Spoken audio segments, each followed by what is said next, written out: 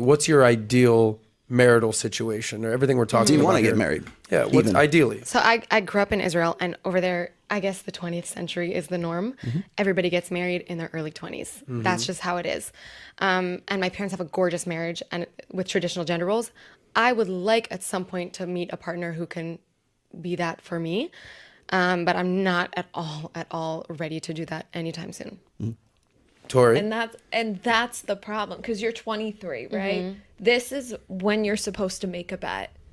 That's how it would fix things. But nobody, like, I'm 27. When I was 23, I was in no way ready to say that's the guy and make the bet on the guy. I'm using you as an example. You so go right sorry. ahead. Okay, don't think that Use I'm like me all you being like. rude. But okay. But like, you want to be independent. One way that this whole thing could be fixed was if women were dependent on men, but we took that away. So women, what is it, 60% are in college? 60-40. 60-40. So 60% of women are getting college educated.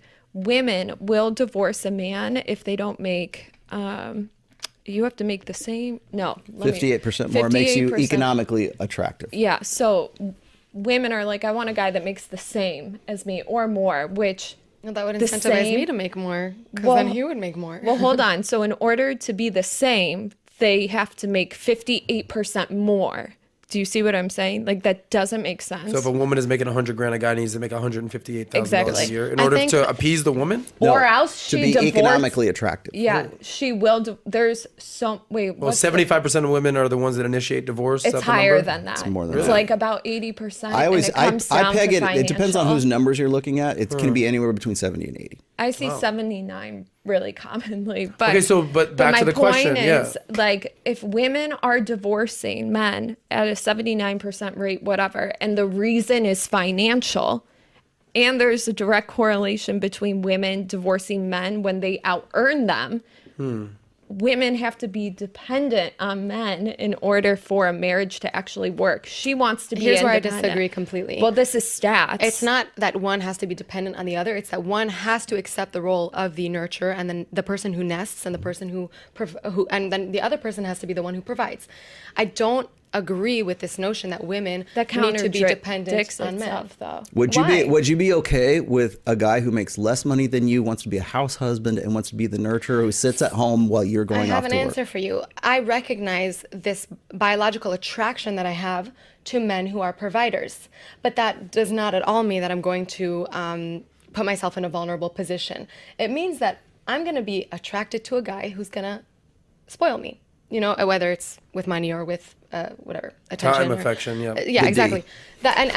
But I'm not, you know, that's the stereotype, and there's a reason there's a stereotype, but I don't represent everybody, especially not LGBTQ couples or whatever. Like, it's just, this is how our relationship works. One needs to be the nurturer, one needs to be the provider, period. It's not that women need to depend on men, and I think this is what, like, the manosphere is trying to tell women is, like, stop being educated, stop making money, and that's not it. I'm not fully cooked yet. I'm not ready to stop, and also, how am I ever going to get to a point in life where I'm meeting the kind of people that I want to be with for the rest of my life if I don't put myself there? Well, most men aren't there, though. That's the problem. I don't want those men, though. You just said you did, though.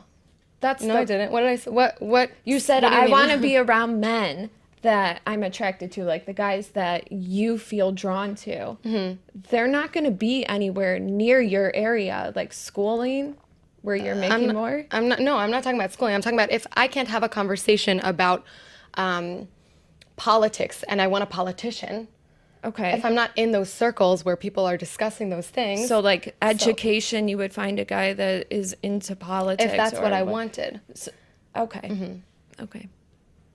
What? Hold on. You guys are not agreeing right here. I'd like to get to the heart of the matter here. What's the problem? I'm going to take a step back because I feel like I'm triggering. And so there's no good discourse that comes from emotion. So I'll let it move with I didn't more. think I was reacting with emotion. If that's how you feel, I would. Let's I will look at the just say, numbers. I want to say right now, I'm more than happy to continue having this conversation. I'm definitely not triggered. If you want to stop, that's totally fine. Let me throw out some numbers at you here. When a couple gets together and they're both making the same, or maybe the guy's making a little bit more, and that woman gets a promotion at work, that precipitates divorce. Like I want to say it's like 83 or 86% of the time. So if a woman gets a boost in status and a boost in wealth, that precipitates divorce. Really? And so that's that. Why is that? Well, because she's again, women don't want men who are their equal. They want a guy that they can look up to. You cannot admire and look up to a man who is your That's equal. why girls, when I say, do you care if a guy is rich or whatever? Rich. I ask girls all the time, would you rather a rich guy or a hot guy? And we asked Victoria Larson that exactly. too. I'll take the hot guy, the rich guy.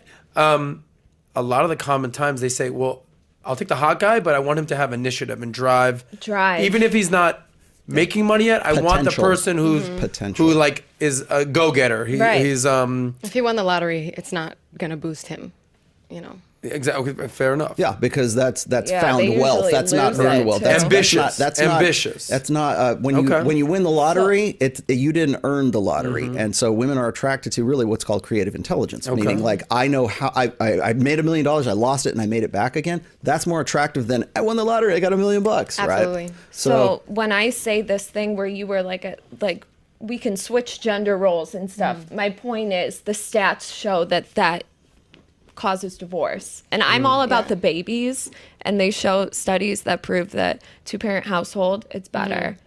I completely agree with you. I think that it's important that I address something that maybe didn't come across, which is I want to recognize that like the majority of society goes by these traditional gender roles. So there's a reason that it's 80%. Majority?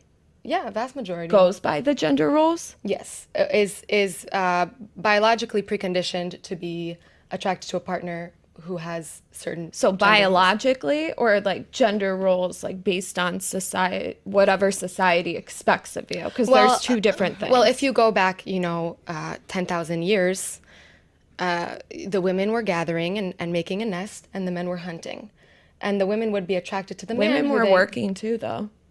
Actually, of course, it's just a different type of work. No, like they were working, like making tools. Listen, I'm from Israel. I served in the military.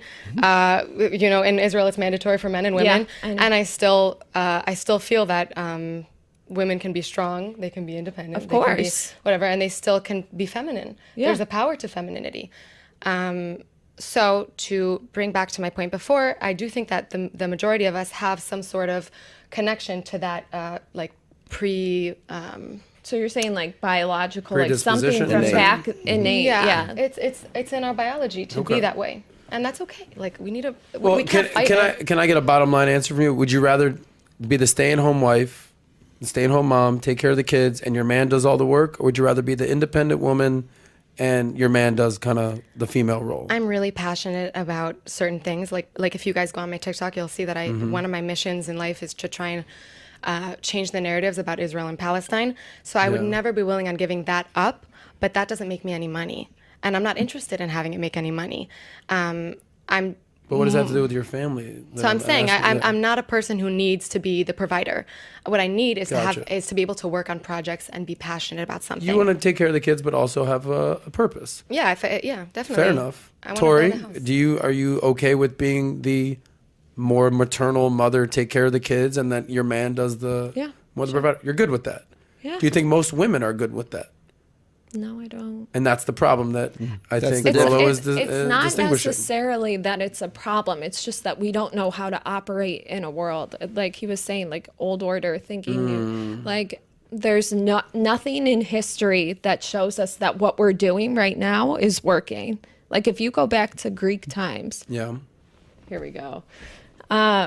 Where the men were really robust and really sculpted out, right? Like this is. You're not talking about the Greeks who were having sex with each other, the guys in the bathhouses. You're talking about the manly guys. One of them was the nurturer. Well, so listen, so there was proof that when our society started to lose gender or that, they would become more like noodles. That's like a quote from Camila Paglia.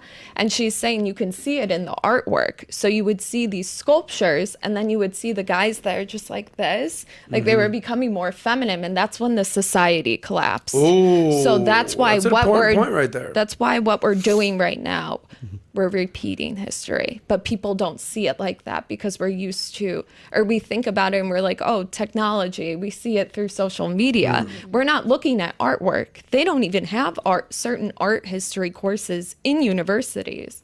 It's like they're trying to get rid of it. It's a really great point.